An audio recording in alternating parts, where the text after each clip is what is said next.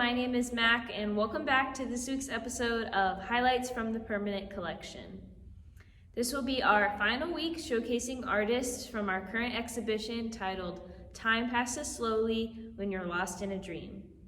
We have truly enjoyed showing y'all a large bit of our collection through this exhibition, but we are really excited for what's to come next. This week is one of my personal favorites, Maudee Carron.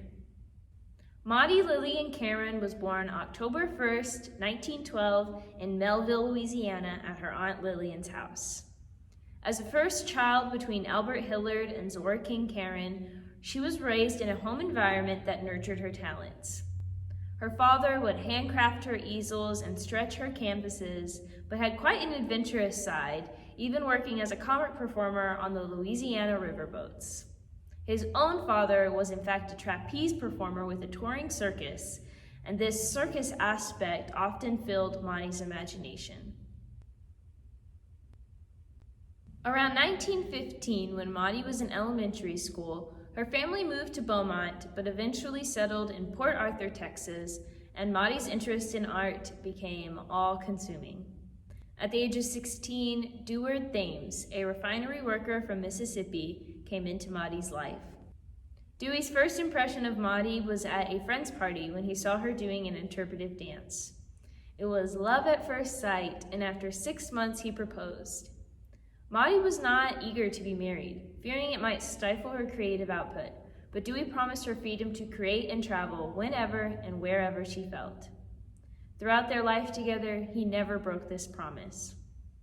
At her father's request, Maudee waited until she was 17 to be married, but the legal age for marriage in Texas was 18, so they had to travel to Lake Charles with her mother and their neighbor who witnessed the ceremony.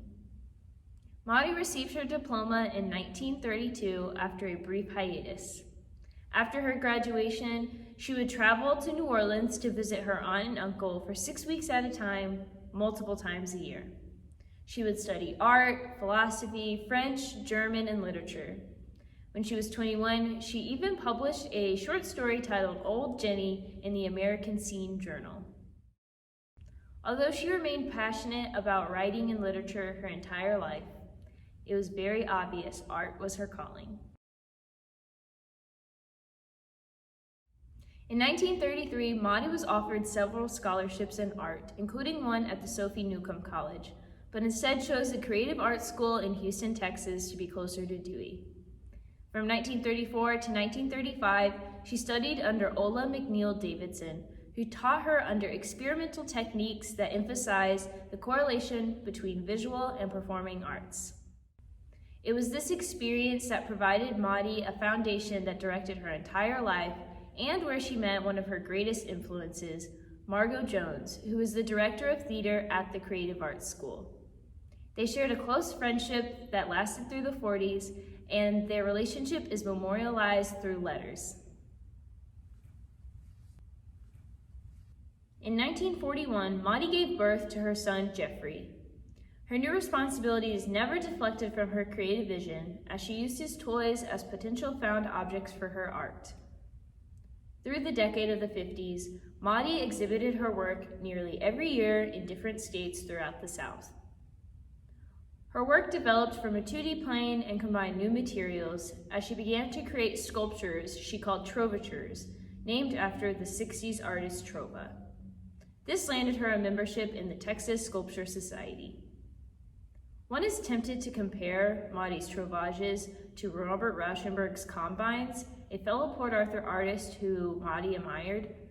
But while both artists recycle, Maudee's work makes a more personal statement and connection with the delicate, intimate objects she uses. She began producing work very quickly, continuing to explore and bring in new materials.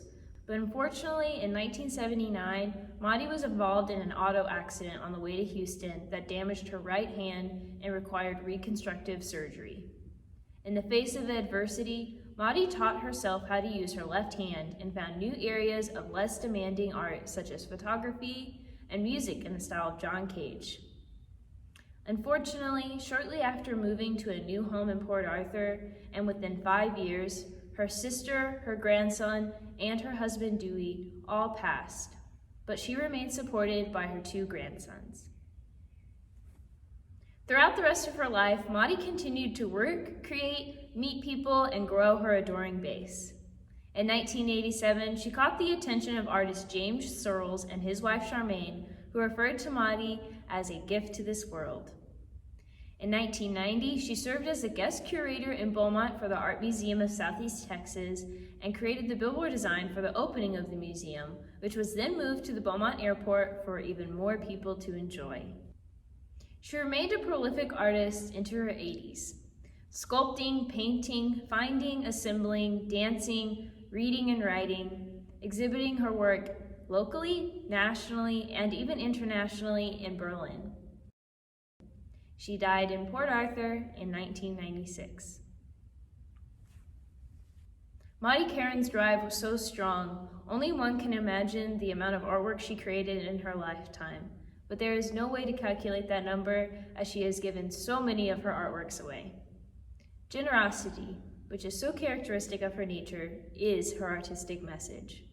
She shares her extraordinary sight and puts a part of herself into each of her works.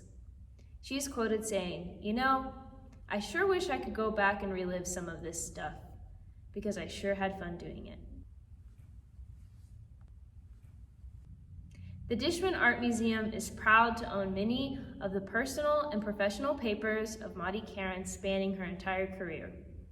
These serve as a great complement to the large number of her artworks that we have in our permanent collection, including the piece in our current display titled "Clones from Any Other Name Remembered," which was a gift from the artist.